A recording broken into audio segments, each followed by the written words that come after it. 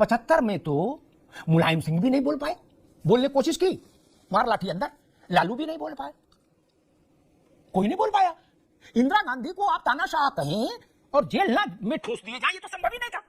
यहां कम से कम ताल ठोक के आप भला बुरा तो कह ही रहे हो पूरा मंच से, और माइक में भी नई बैटरी डाल के ताकि आवाज बिल्कुल खनकदार जाए।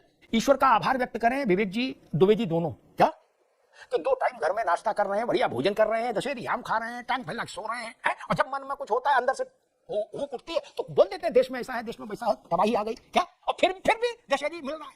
ये छोटा काम है क्या? इमरजेंसी में तो सपने में ही छूट थी इंदिरा गांधी की आलोचना की। दुबे जी,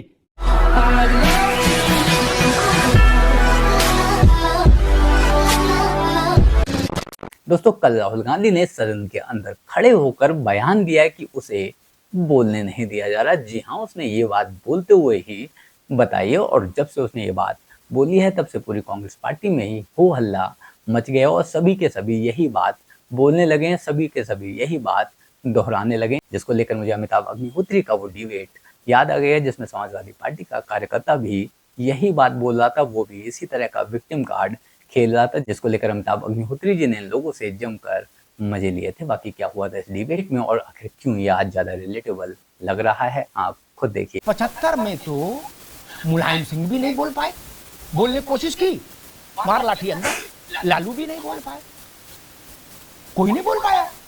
इंदिरा गांधी को आप तानाशाह कहें और जेल ना में ठूस दिए जाए, ऐसा तो हो ही नहीं सकता। यहां कम से कम ताल ठोक के आप भला बुरा तो कह ही रहे हो पूरा मंच से, और माइक में भी नई बैटरी डाल के ताकि आवाज बिल्कुल खनकदार जाए।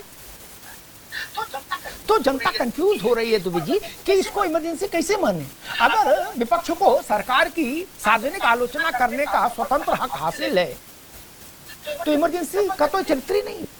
हमने तो इमरजेंसी देखी ना, दे लाठी अंदर, कोई नहीं बोल पा रहा था, और ऐसा अंदर किया, बाप मर गया, अम्मा मर गई, पैरोल नहीं मिला, बंदी प्रत्यक्षीकरण याचिकाएं दायर करनी पड़ी, जॉन जैसे नेता को डायनामाइट कांड में फंसा के जेल भेज दिया। दुबे जी, आपकी पार्टी के किसी बड़े नेता के साथ अभी तक तो नहीं हुआ, आप लोग तो धुआंधार बोल रहे हो, नहीं, और धारदार बोल रहे हो, बिल्कुल शेर व शायरी में भी बोल रहे हो, क्या यह हुआ ऐसा किसी के खिलाफ? अभी तक तो नहीं हुआ।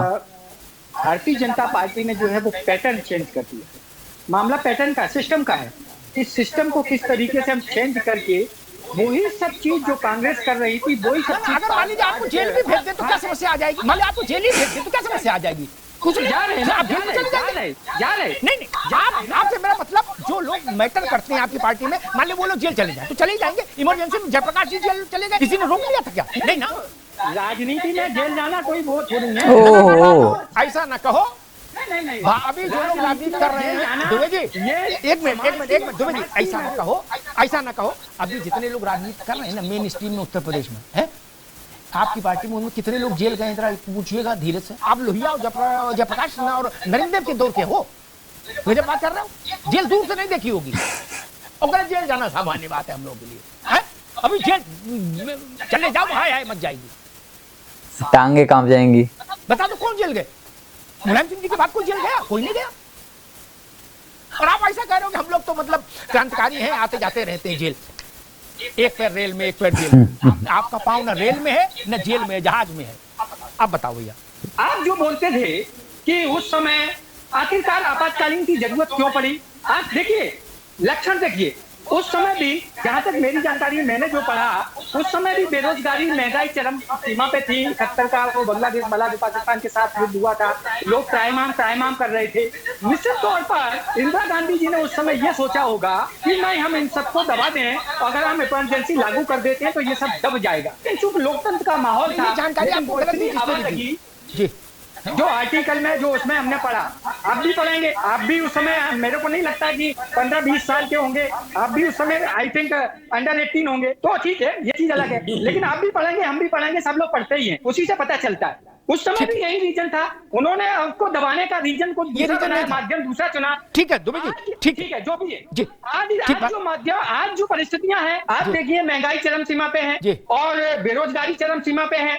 देश में एक दूसरे से बेमिनुस्ता कैसे बढ़ाई जाए ठीक है, और उसका ठीक है। बेनिफिट राजनीतिकरण जी, कैसे किया जाए, ठीक है। उसका बेनिफिट लेके सत्ता में हम कैसे बने रहें। ठीक है दुबे जी, चीजें वही ठीक है दुबे जी, अग्निहोत्री जी, ठीक आप मैं माने या ना माने। जी ठीक है मैं आऊंगा। जगमोहन लाल सिन्हा ने इंदिरा गांधी का चुनाव निरस्त कर दिया राजनारायण की पिटीशन पर, दुबे जी समझ लीजिए।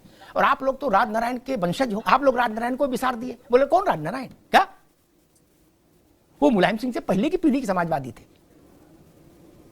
मुलायम सिंह जी बहुत बाद के समाजवादी हुए। खैर, और उसने दो बातें कही हाई कोर्ट ने। एक तो कहा कि इंदिरा गांधी ने भ्रष्ट आचरण किया। क्या दुबे जी, विवेक जी आप भी नोट कर लो, भ्रष्ट आचरण किया। कहा यह प्रधानमंत्री पद पर रहने के योग्य नहीं, मेंबर रहने के योग्य नहीं, पार्लियामेंट की कार्रवाई में भाग नहीं ले सकती, चुनाव रद्द। इंदिरा जी सिद्धार्थ शंकर रे की सलाह पर सुप्रीम कोर्ट आई। उनको उम्मीद थी कि सुप्रीम कोर्ट से हमको हाई कोर्ट का फैसला पलट जाएगा। सुप्रीम कोर्ट वाले विवेक जी उनने आधा पलट दिया। क्या आधा उनने हलाल करके छोड़ दिया। क्या उनने कहा कि नहीं ठीक है प्रधानमंत्री रह सकते हैं इंदिरा गांधी, लेकिन पार्लियामेंट नहीं जा सकते। तो ऐसा प्रधानमंत्री देश को मंजूर नहीं। दुबे जी सुन लीजिएगा, आपके फाउंडर को मंजूर नहीं था, इसलिए आपका विषय, इसलिए उसमें मुलायम सिंह जी को जोड़ दे रहे हैं। और उनके जैसे लाखों लोगों को मंजूर नहीं था जो पार्लियामेंट नहीं जा सकता, जिसका चुनाव अवैध आचरण के कारण, भ्रष्ट आचरण के कारण खंडित किया गया, रद्द किया गया। इंदिरा जी से कहा गया कुर्सी छोड़ो, उनने कहा कुर्सी नहीं छोड़ेंगे, हम इमरजेंसी लगा देंगे और तुम सबको जेल में ठूंस देंगे, जो कह रहे हो कुर्सी छोड़ो।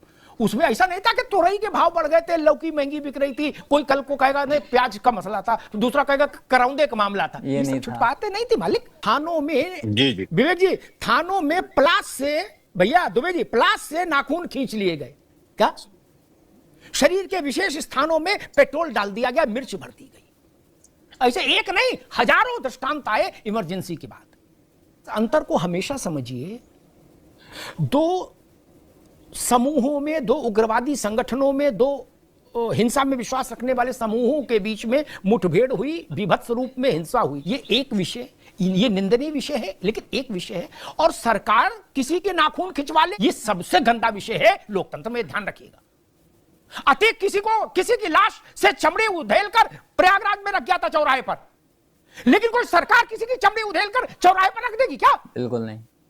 अतीक तो अपराधी था, सरकार अपराधी हो जाए तो डूब मरने की बात होती है। विवेक जी आप इसलिए अच्छा बोल पा रही हैं कि ईश्वर की कृपा रही, आपके परिवार से कोई इमरजेंसी में जेल नहीं गया कन्नौज में। क्या गया होता तो 11 साल नहीं, 1100 साल नहीं भूलते, 1100 साल नहीं भूलते। बिन कासिम को भी नहीं भूला देश। तो जी वही प्रश्न है कि आप आलोचना भी कर पा रहे हैं और दशहरी आम भी खा पा रहे हैं अपने घर की छत पर बैठ के ठाठ से। नहीं, इमरजेंसी में आलोचना यहां तक आई नहीं कि आप मीसा DIR में अंदर, जेल में सीधे, उसके बाद मिलाई भी नहीं, ये भी समझ लो, मिलाई भी नहीं। बंदी कहां है ये नहीं पता, बंदी प्रत्यक्षीकरण याचिका लगानी पड़ती थी कि हमारे चाचा बंद हुए, ये हैं कहां, ये तो बता दो कौन जेल में। दुबे जी मेरी बात अधूरी रह गई थी जी, पूरी करिए, इसीलिए तो आए आप। मैं आपकी बात से सहमत हूँ, इस बात से नहीं, आपकी बात से सहमत हूँ, लेकिन आज हमें आप बता दीजिए, आप यहाँ बैठे हैं, प्रधानमंत्री की दो बुराई करके आप दिखा दीजिए, और कल 24 घंटे के अंदर अगर आप अंदर ना हो तो मैं राजनीति छोड़ दूंगा। अग्निहोत्री आप गारंटी कर रहे हो, आप क्यों नहीं अंदर हुए? आपका ताकतवर है उससे नहीं हुआ, ऐसा तो कुछ भ्रम नहीं। आप क्यों नहीं अंदर हुए? क्या बता रहा हूँ, नहीं आपकी पार्टी के बड़े नेता क्यों नहीं अंदर हुए? अरे सुनिए, वही तो, अरे सुनिए, डर लगता है उनसे सरकार को, ऐसा तो नहीं मान सकते।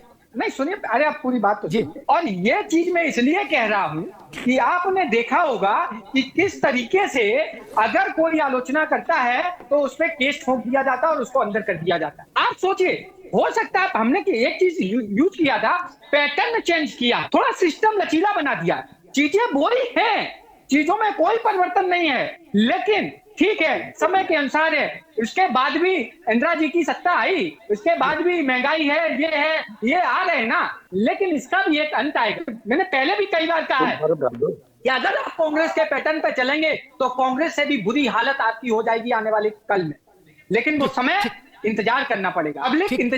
पब्लिक दंड देती है, लेकिन थोड़ा टाइम देती है। बजरंगबली को याद दिलाना पड़ा था कि भाई तुम में सब शक्ति है, काचुप साध रहा बलवाना, उपयोग करो। ठीक बात। ऐसे ही हमारी जनता है कि हमें जनता को बताना पड़ेगा कि भैया उपयोग करो, नहीं तो हम कहां पहुंच जाए। मुझे पूरा भरोसा है कि मुलायम सिंह जी ने अखिलेश जी को बताया होगा कभी कभी कभी इमरजेंसी के प्रसंग को, अवश्य बताया होगा। चरण सिंह जी ने कभी न कभी अजीत सिंह को बताया होगा, जयंत चौधरी को अजीत सिंह ने बताया होगा। कौन बचा था? विपक्ष का एक नाम लीजिए जो बचा हो। और कौन लोग लिस्ट बनाते थे?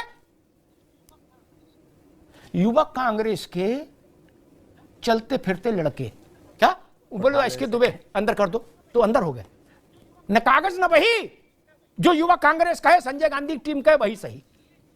मैं तो कहूंगा इस बात के लिए ईश्वर का आभार व्यक्त करें, विवेक जी, दुबे जी दोनों, क्या कि 2 टाइम घर में नाश्ता कर रहे हैं, बढ़िया भोजन कर रहे हैं, दशहरी आम खा रहे हैं, टांग फैला के सो रहे हैं, और जब मन में कुछ होता है अंदर से हुक उठती है तो बोल देते हैं देश में ऐसा है, देश में वैसा है, तबाही आ गई क्या, और फिर भी दशहरी मिल रहा है।